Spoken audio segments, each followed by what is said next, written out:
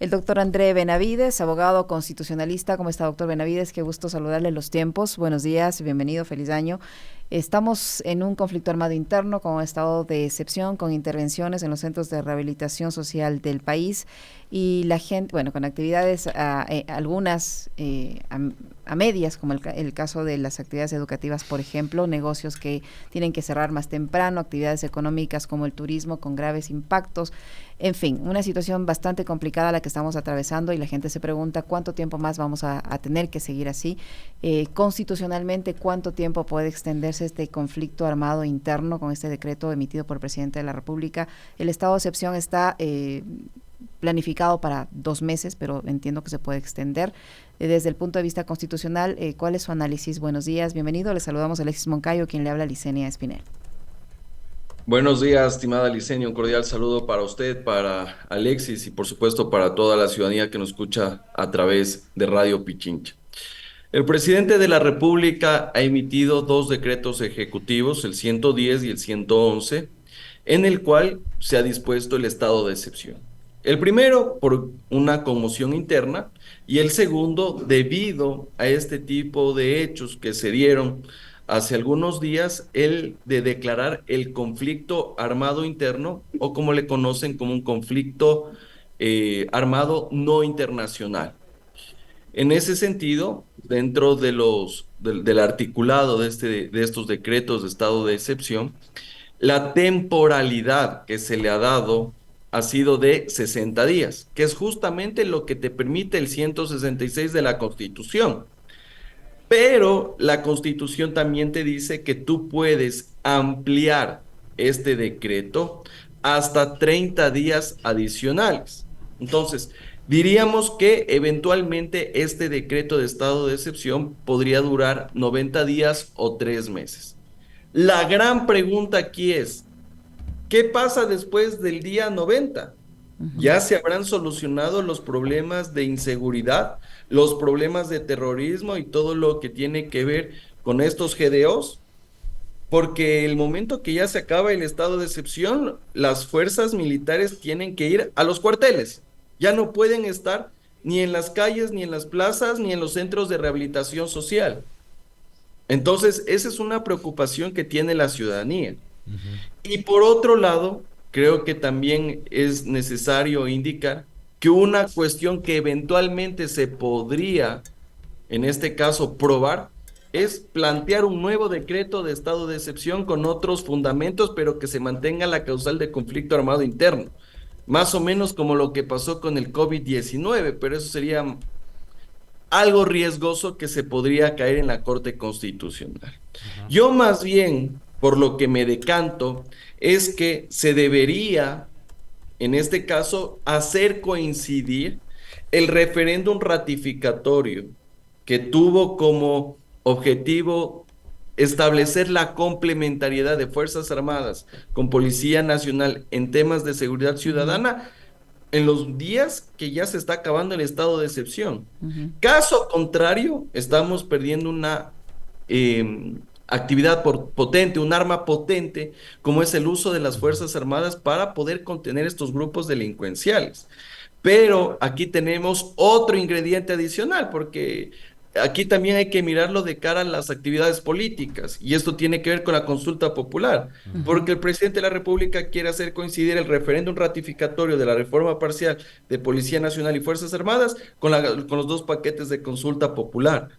Pero en este caso, la consulta popular ya sufre su primer revés, porque la jueza que estaba sustanciando el segundo paquete ha dividido esas preguntas en otra causa y se tiene que sortear un nuevo juez. Y ese nuevo juez tendrá que abocar conocimiento en los próximos días y eso va a dilatar más el proceso y no sabemos si van a coincidir los plazos. Ujú. Entonces, claramente la situación es compleja principalmente por los plazos y que evidentemente se estaría perdiendo como Estado un una disposición, una arma potente como es el uso de las Fuerzas Armadas dentro de un conflicto armado interno. Doctor, ¿cómo está? Buenos días, qué gusto saludarle. Yo tengo una pregunta que tiene que ver con la vigencia tanto del estado de excepción como también del decreto 111 que habla de este conflicto armado interno. ¿Por qué? Porque se avecina el feriado de carnaval. Más adelante va a estar con nosotros el alcalde de Guaranda, le vamos a preguntar a él cuál es su postura con respecto a esto, pero yo estoy segurísimo que autoridades locales de la provincia de Bolívar, de la provincia de Tungurahua, se sumarán otras, por supuesto, que también como Guaranda y como Ambato, estaban esperando que llegue el carnaval, que es uno de los feriados más esperados del año, más festivos, 4 días, para tener un poco más de dinamismo en su economía y mejorar las condiciones de sus localidades. Lo mismo estarán pensando los operadores turísticos, hoteleros, los restauranteros, de decirle al gobierno que tenga un poco más de flexibilidad en la operatividad de estos decretos de excepción y de conflicto interno. Se puede hacer eso, es decir, en determinadas zonas sí podría darse el carnaval, etcétera, porque los niveles de seguridad no son los mismos que en la zona 8, en fin, puede ser que se flexibilice el decreto de estado de excepción y conflicto interno, o eso a la par políticamente podría ser un mal mensaje si es que necesita el gobierno reforzar el discurso de la guerra para poder aprobar sus leyes urgentes. Excelente pregunta, estimado Alex, un cordial saludo para ti. Mira, yo creo que existen efectos colaterales que ha llevado este conflicto armado interno y uno de ellos tiene que ver con el ámbito económico. Créeme que ya vamos 2 semanas en las cuales cierto tipo de negocios no pueden abrir en las noches y viven de eso. Entonces estamos 60 días en un toque de queda y eventualmente se adicionen 30 días más, no hay economía que te aguante. Y no solo hablo de estos establecimientos nocturnos. Y como tú bien señalas, en efecto, por ejemplo, entiendo que el carnaval en Ambato ya fue suspendido y obviamente que eso va a generar que otro tipo de actividades turísticas se suspendan. Y no solo veámosle desde el ámbito turístico, sino también desde otro tipo de actividades económicas. Miren, incluso los románticos que les gusta Luis Miguel no saben si es que va a haber el concierto o no en febrero. Y a los que les gusta la electrónica no saben si va a haber el concierto de Martin Garrix. Y a los que son liguistas no saben si va a haber la Recopa en febrero.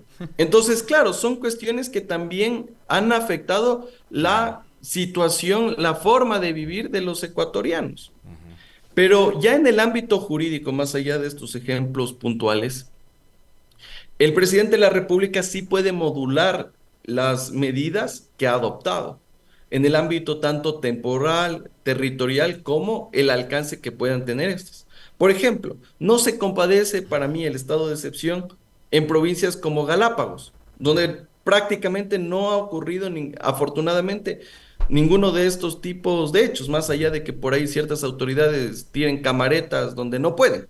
Pero ahí, por ejemplo, no se justifica un estado de excepción. O tenemos otro tipo de provincias donde no existe los índices delincuenciales o no hay presencia de estos GDOs. Entonces, el presidente de la República sí podría modular, pero ahí corre un riesgo. Y el riesgo es que el momento que tú modulas, por ejemplo, para carnaval, estás diciendo que prácticamente solo en estos momentos hay toque de queda, pero cuando hay feriado ya no.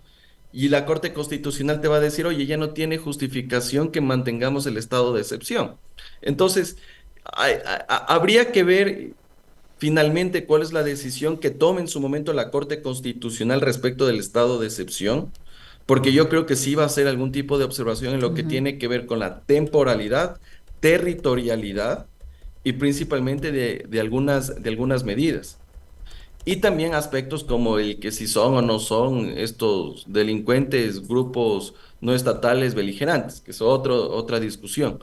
Y finalmente, si es que el gobierno nacional termina modulando o modificando estos decretos de estado de excepción, que esa modificación también es sometida a control constitucional. Entonces, el escenario es complejo y hasta no restablecer el orden en el país, creo que no existen condiciones para hacerlo.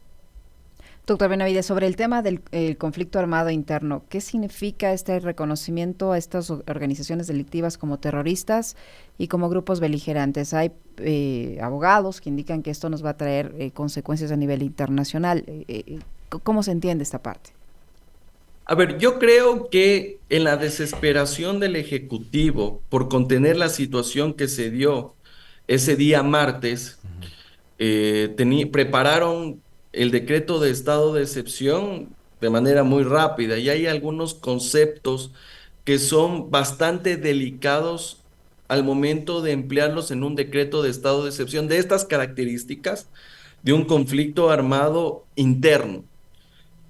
¿Y por qué digo esto? Primero que es la primera vez que se ocupa esta causal de decreto de estado de excepción. No la habíamos tenido. Entonces, claro, todavía no sabemos cuál es el alcance porque hasta la Corte Constitucional no ha hecho el pronunciamiento de aquello. Uh-huh. Por otro lado, aquí tenemos un problema. El momento que tú le das la denominación a estos GDOs de agentes estatales, no estatales, beligerantes, le estás dando un reconocimiento y una protección del derecho internacional humanitario. Y ahí sí se puede desnaturalizar como tal la medida. ¿Por qué? Porque el momento que tú le das ese estatus, prácticamente estás aplicando las normas que son relativas a una situación de guerra. Ni siquiera los delitos que ellos cometen deben ser procesados y sancionados con el régimen ordinario del COIP, sino de los delitos del derecho internacional humanitario. ¿Ya? Entonces ahí tienes un problema. Entonces, en mi opinión, lo que debería haber ocurrido es que en efecto se los reconozca como grupos que evidentemente están en armas, se han levantado en armas y que están comprometiendo la paz, la seguridad, la soberanía del Estado y requieren una reacción del Estado frente a este tipo de situaciones. Pero que se le dé bajo el régimen ordinario como terroristas, como otro tipo de delitos, intimidación, que son el tema, o extorsión, que son los vacunadores, etcétera, etcétera, y con eso incluso para efectos procesales, porque el momento que le das ese estatus, vea, mañana va a decir un juez, dice, alguien va a ir donde el juez y dice, no, está frente al derecho internacional humanitario, aquí estamos frente a un grupo beligerante y aquí rigen las leyes, las normas de lo que tiene que ver en los estados de situación de guerra. Entonces, eso podría en cierta forma ser observado por la Corte Constitucional, pero hay algunos que se frotan las manos diciendo que por esto se va a caer el decreto de estado de excepción o los decretos de estado de excepción. La respuesta es no, porque usted en el conflicto armado interno tiene dos opciones. O tiene grupos no estatales beligerantes o, en efecto, grupos armados que hacen este tipo de actividades irregulares, reñidas contra la ley, como los que estamos viendo en la actualidad. Entonces no se cae el decreto de estado de excepción. El asunto de la consulta, ¿cómo queda? Una vez que se pronunció la doctora Teresa Núquez, la jueza de la Corte, y le dice al presidente, vea, revise si en efecto quiere insistir o no. El gobierno lo único que ha hecho es retirar la pregunta de los casinos. Hemos visto que sin necesidad de consulta y sin necesidad tampoco de que el pueblo se pronuncie sobre la reforma constitucional aprobada en diciembre pasado sobre la intervención de los militares han intervenido las cárceles, los militares están haciendo patrullajes, los militares están haciendo controles. De hecho, los militares casi que han desplazado a la Policía Nacional en este operativo contra la delincuencia, el crimen organizado, los terroristas, los narcotraficantes o lo que sea. Y de paso, en el último proyecto de ley urgente, mete unas reformas a la ley de venta, fabricación y porte de armas, que también, digamos, era uno de los tantos temas que estaban planteados en la consulta. La pregunta es, ¿sigue siendo necesaria la consulta si, como vemos, bastaba de decisiones políticas o de que la Asamblea intervenga como para que se tramiten más rápido y ahorrándonos esos 60 millones de dólares que nos costaría la consulta? ¿Cómo queda ese tema, doctor? A ver, 3 comentarios. Uno práctico, uno político y uno jurídico. Práctico. Que tenemos que ir a las urnas en los próximos meses, sí, lo vamos a hacer, porque tenemos una obligatoriedad de cumplimiento de la reforma parcial a la Constitución, mediante la cual se le da la complementariedad de Fuerzas Armadas con Policía Nacional. Entonces, que vamos a las urnas. En los próximos meses lo vamos a hacer. Y creo que sería una oportunidad, o es una oportunidad importante, para que esto coincida con la consulta popular del gobierno y podamos ahorrar un dinero que evidentemente se va a gastar sí o sí, en lo práctico. Ahora vamos a lo político. A ver, si tú planteas una consulta popular, tiene que ser una herramienta potente para que la ciudadanía se sume y evidentemente pueda votar a favor. Pero si tú lo que haces es plantear un primer paquete de consulta popular que prácticamente no sirve para nada porque tenía preguntas respecto de temas que ya actualmente están vigentes y otros que pueden ser tranquilamente aprobados por la Asamblea Nacional, como son las reformas a la ley de extinción de dominio, ¿para qué preguntas? Y por otro lado, sale la jueza Núquez, que me parece que es una posición correcta lo que ha hecho, y le dice, presidente, piénselo bien, ¿todavía quiere estas preguntas? Porque usted va a correr el riesgo de que yo le dé un dictamen negativo y no queremos que exista un revés político que le va a causar un efecto porque no sabe plantear las preguntas de consulta popular.